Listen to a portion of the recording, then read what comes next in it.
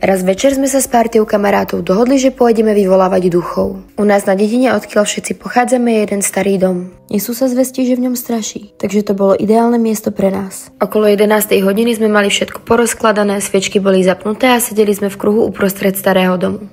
Odrapotali sme tam nejaký postup, ktorý sme našli na internete a čakali sme.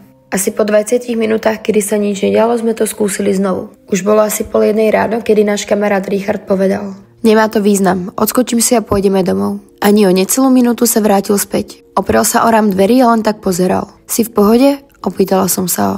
Vyzeral ako si zvláštne. Nič nepovedal a po chvíľke sa otočil a opäť odišiel.